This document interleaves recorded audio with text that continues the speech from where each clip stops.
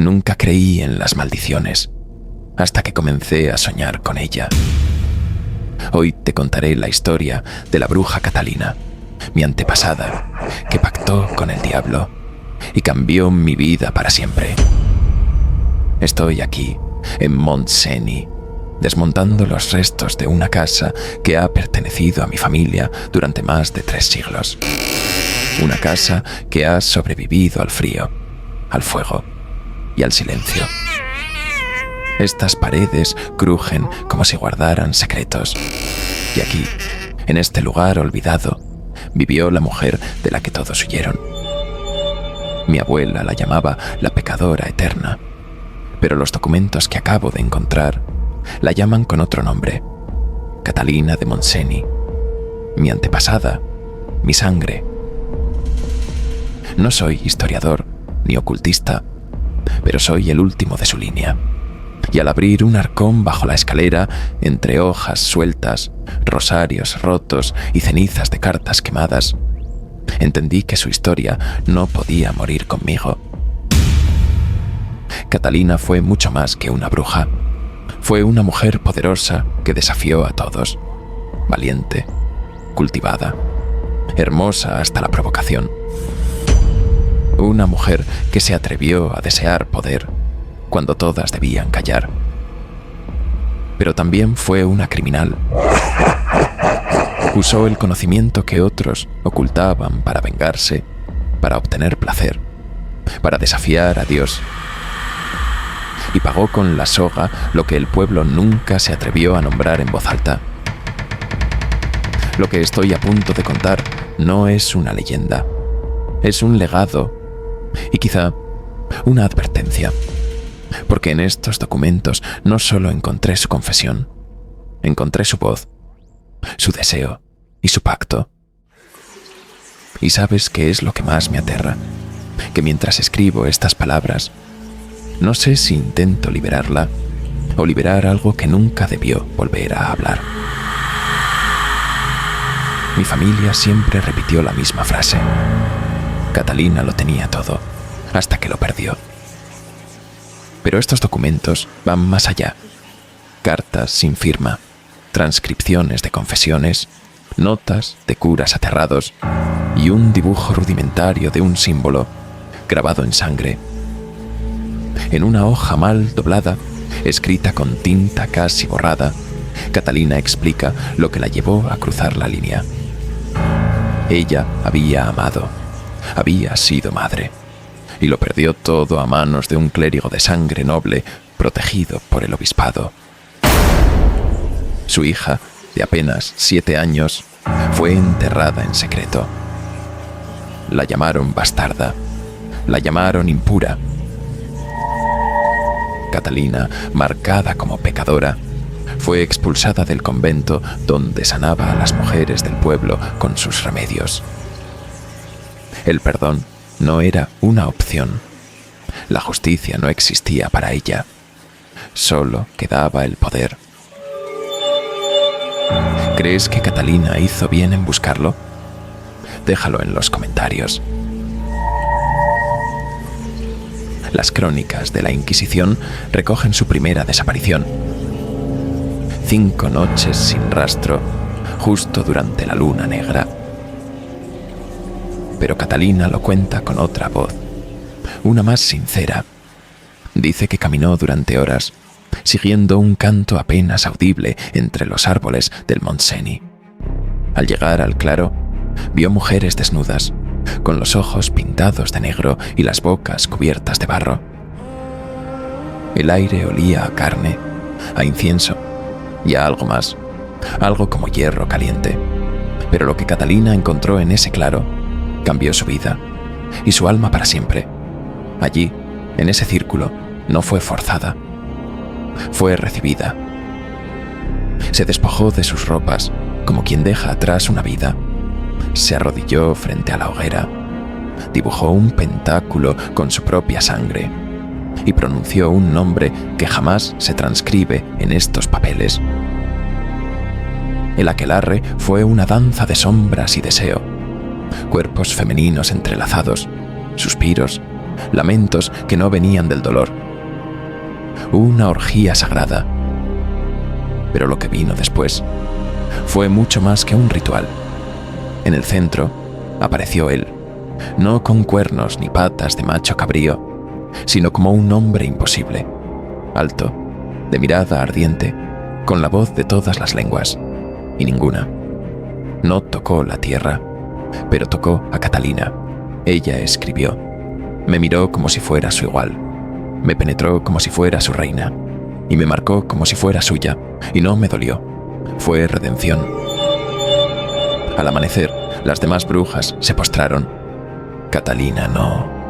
Y eso, dicen los inquisidores, fue su primer pecado mortal.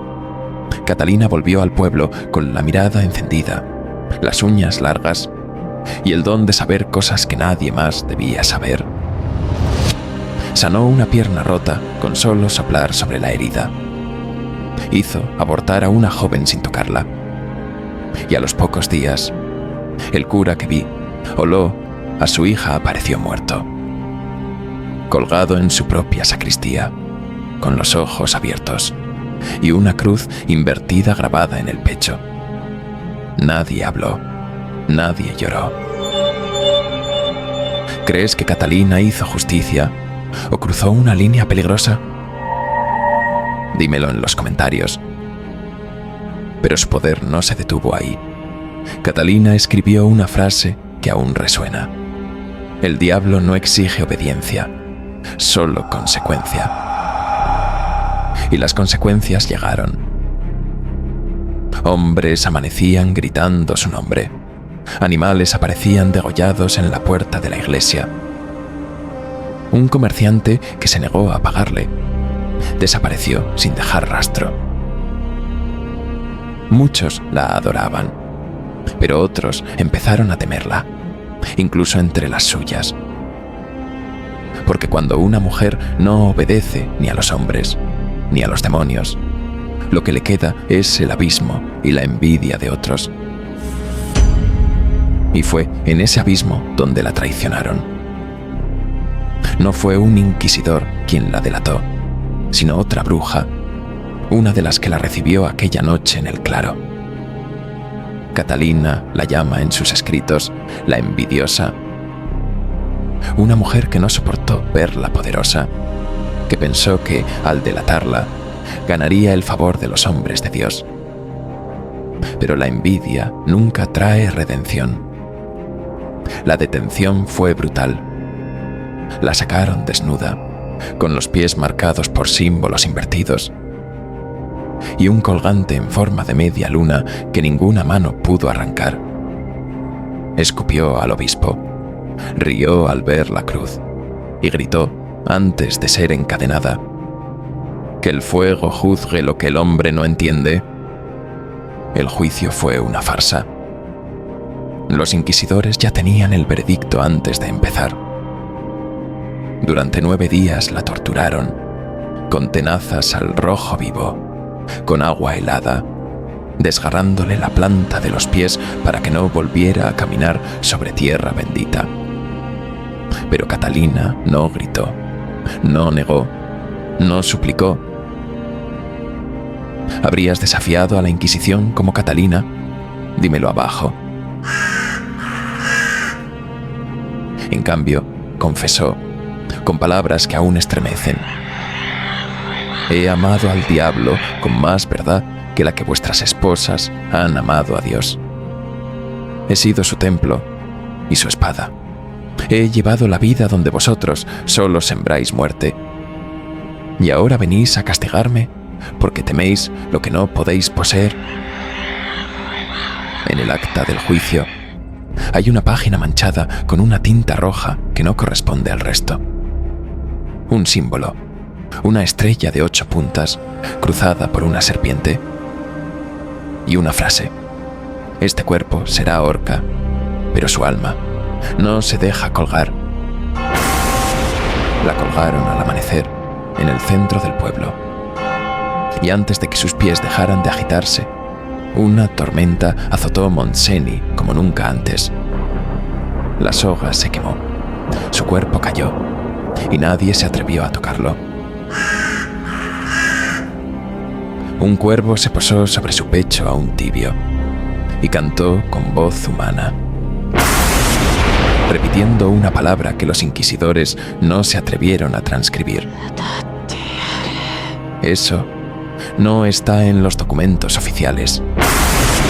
Eso me lo contó mi abuela, la última que se atrevió a pronunciar su nombre en voz alta. Yo no sé si Catalina fue una víctima o algo más. Sé que eligió su destino, aunque sabía que costaría su vida. Y aún hoy, cuando leo sus palabras en estos viejos papeles, siento que no murió aquí. Siento que respira por mi boca, que sueña en mis noches. Siento que soy su última plegaria. Desde que encontré estos documentos, ya no sueño. Ella sueña por mí. Y a veces, al cerrar los ojos en esta casa vacía, escucho pasos descalzos subiendo las escaleras. Huelo el mismo incienso que describen los inquisidores. Y siento que, si no cuento esto, alguien más lo hará. Alguien que no tendrá mi sangre ni mi control. Si Catalina estuviera viva hoy, ¿crees que sería una heroína o una villana? Déjalo en los comentarios y suscríbete para más historias de brujas reales. Gracias por cruzar conmigo las puertas del arcano. Pero recuerda, no todas las brujas están muertas. Algunas solo esperan.